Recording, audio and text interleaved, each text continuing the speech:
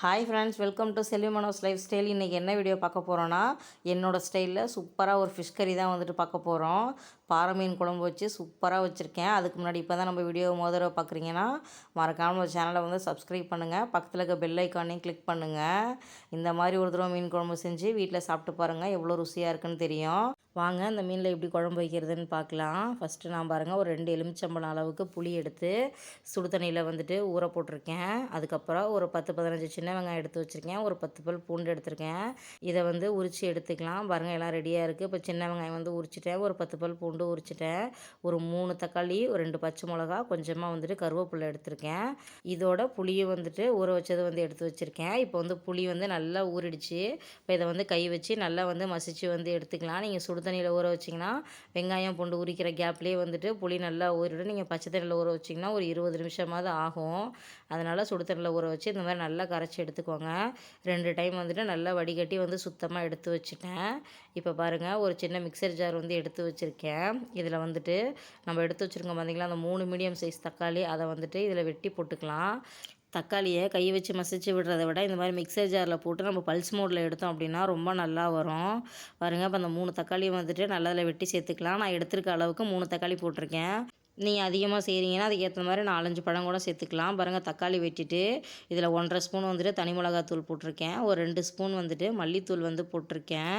அதுக்கப்புறம் ஒரு 1/4 ஸ்பூன் வந்துட்டு சோம்புத்தூள், ஒரு 1/4 ஸ்பூன் வந்துட்டு ஜீரகத்தூள், அதுக்கப்புறம் ஒரு 2 சிட்டிகை அளவு மஞ்சத்தூள் வந்துட்டு சேர்த்துருக்கேன். அதுக்கப்புறம் அந்த மசாலாவுக்கு தேவையான அளவு உப்பு.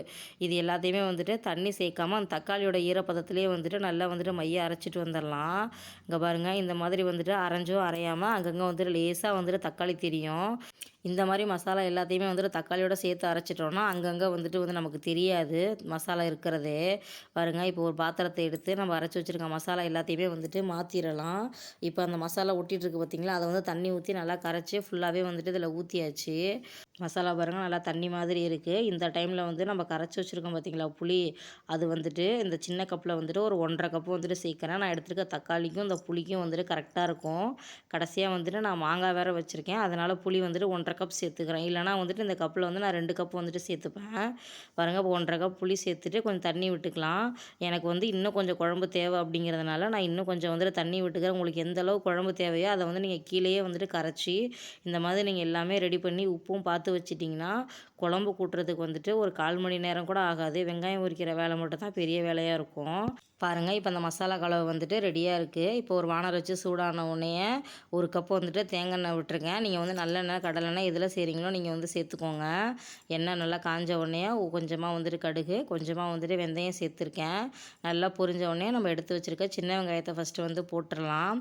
இல்லை உங்களுக்கு சின்ன வெங்காயமே ரொம்ப பெருசாக தெரியிற மாதிரினா நீங்கள் 2-3 கூட கட் பண்ணி சேர்த்துக்கோங்க. எனக்கு முழுசாக பிடிக்குன்றதுனால நான் முழுசாகவே போட்டிருக்கேன். அதுக்கப்புறம் நம்ம வச்சுருந்தா அந்த 10 பல் பூண்டையும் போட்டுக்கலாம். கீனி வச்சுருக்க 2 பச்சை மிளகாயும் போட்டுடலாம். லேசாக வந்துட்டு தண்ணி இருக்கிறதுனால அப்படியே தெரிச்சு வருது. இதை வந்து அப்படியே லேசாக வந்துட்டு வதக்கி விட்டுறலாம். சில பேர் வந்துட்டு சின்ன வெங்காயம் பெரிய வெங்காயம் 2யுமே சேர்த்தே செய்வாங்க. நான் அந்த மாதிரிலாம் செய்ய மாட்டேன். எப்போவுமே ஃபுல்லாகவே வந்துட்டு சின்ன வெங்காயத்தில் தான் செய்வேன். நல்லா ருசியாக இருக்கும் அப்படின்ட்டு. இந்த டைமில் நம்ம எடுத்து வச்சுருக்க கருவேப்பிலையும் வந்துட்டு சேர்த்துக்கலாம்.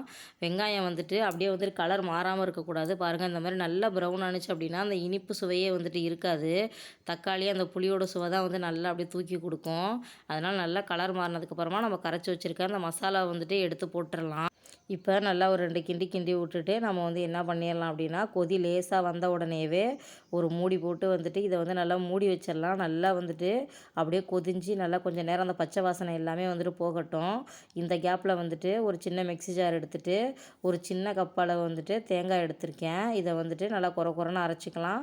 அதுக்கப்புறமா கொஞ்சம் தண்ணி சேர்த்து நல்லா தேங்காய் பால் எடுக்கிற மாதிரி வந்துட்டு அரைச்சிக்கலாம். எப்போவுமே வந்துட்டு மீன் குழம்புல தேங்காய் அரைச்சி ஊற்றுறத விட தேங்காய் பாலாக ஊற்றணும் அப்படின்னா ரொம்ப ருசியாக இருக்கும். கண்டிப்பாக நீங்கள் இந்த மாதிரி தேங்காய் பால் ஊற்றி வந்துட்டு ட்ரை பண்ணி பாருங்கள். பக்கத்தில் பாருங்கள், ஒரு 3 துண்டு வந்துட்டு மாங்காய் எடுத்து வச்சுருக்கேன். குழம்பு பாருங்கள் நல்லா கொதிஞ்சு பச்சை வாசனை வந்துட்டு நல்லா போயிடுச்சு. இந்த டைமில் நம்ம அரைச்சி வச்சுருக்க அந்த தேங்காய் பால் எல்லாத்தையுமே வந்துட்டு இதில் சேர்த்துடலாம். சேர்த்துட்டு லேசாக வந்துட்டு ஒரு கொதி விட்டு நீங்கள் வந்துட்டு உப்பு காரம் வந்துட்டு கரெக்டாக செக் பண்ணிக்கோங்க.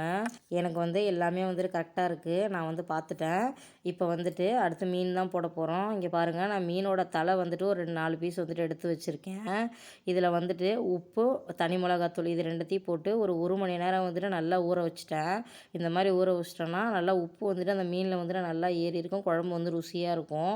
இந்த மீனில் பிரட்டி வச்சுருக்க உப்பையும் கணக்கு பண்ணி தான் வந்துட்டு நீங்கள் குழம்புல உப்பு போட்டுக்கணும். பாருங்கள், நம்ம வச்சுருந்த அந்த 4 தலை பீஸையுமே வந்துட்டு மீனில் போட்டாச்சு. அதுக்கப்புறம் வந்துட்டு மாங்காயும் போட்டுடலாம். மீன் மாங்காயும் வந்துட்டு கரெக்டான டைமில் கொதிஞ்சு வந்தாலே போதும். ரெண்டுமே சேர்த்து ஒரு 3 to 4 மினிட்ஸ் வந்துட்டு கொதிஞ்சாலே போதும். நல்லா வந்து வெந்து வந்துடும்.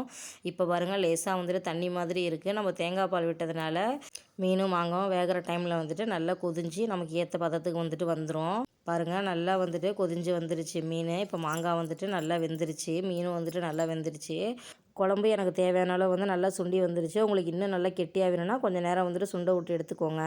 இப்போ வந்து நான் கேஸை ஆஃப் பண்ணிவிட்டு கடைசியாக மேலே வந்துட்டு கொஞ்சமாக வந்துட்டு தேங்காய் எண்ணெய் விட்டுருக்கேன். கேஸை ஆஃப் பண்ணிவிட்டு தான் விடணும். நீங்கள் நல்லெண்ணெயில் செய்கிறீங்கன்னா மேலே கொஞ்சமாக நல்லெண்ணெய் வந்து விட்டுக்கோங்க. இல்லைனா நீங்கள் எந்த எண்ணெயில் செய்கிறீங்களோ அந்த எண்ணெய் வந்துட்டு கடைசியாக கொஞ்சம் மேலே விட்டுக்கிட்டிங்கன்னா வாசம் வந்துட்டு ரொம்ப நல்லாயிருக்கும். இதுக்கப்புறமா நம்ம வீட்டில் சின்ன வெங்காயம் இருக்குது பார்த்திங்களா, அந்த சின்ன வெங்காயத்தை தோல் உரிக்காமல் மேலேயும் கீழேயும் காம்பை மட்டும் கட் பண்ணிவிட்டு ஒரு மத்துக்கட்டை வச்சு நல்லா நச்சிட்டு ஒரு 4-5 வெங்காயத்தை வந்துட்டு இந்த மாதிரி உள்ளே சேர்த்துடணும். எண்ணெயும் பச்சை வெங்காயத்தையும் வந்துட்டு சேர்த்த உடனே அந்த மாதிரி மூடி போட்டு ஒரு 1/4 மணி நேரம் மூடி வச்சிட்டிங்கன்னா அந்த வெங்காயம் அந்த எண்ணெயோட ஃப்ளேவர் வந்துட்டு அப்படியே அந்த குழம்புல இறங்கி சாப்பிடும்போது அந்த ஃப்ளேவர் வந்துட்டு ரொம்ப சூப்பராக இருக்கும். பாருங்கள், என்னோடய ஸ்டைலில் வந்துட்டு பாறை மீன் குழம்பு வந்துட்டு ரொம்ப ஈஸியாகவும் டேஸ்ட்டாகவும் வந்துட்டு வச்சுட்டேன். இதே மெத்தடில் நீங்கள் எந்த மீன் வேணாலும் சேர்த்துக்கலாம். இந்த மாதிரி மாங்காய் போட்டு பச்சை மிளகா போட்டு நீங்கள் வந்துட்டு சுட சுட வந்துட்டு மீன் குழம்பு போட்டு சாப்பிட்டிங்கன்னா அவ்வளோ வந்துட்டு ஒரு ருசியாக இருக்கும். நீங்கள் கடையில் விற்கிற அந்த மீன் மசாலாலாம் போடவே தேவையில்ல. நீங்கள் இந்த மசாலா மட்டும் போட்டு செஞ்சிங்கனாலே ரொம்ப சூப்பராக வரும். இதே மெத்தடில் நீங்களே செஞ்சு பார்த்துட்டு எப்படி இருக்குன்னு சொல்லுங்கள். இந்த வீடியோ உங்களுக்கு பிடிச்சிருந்துச்சுன்னா லைக் பண்ணுங்கள். நம்ம சேனலை மறக்காமல் சப்ஸ்கிரைப் பண்ணுங்கள்.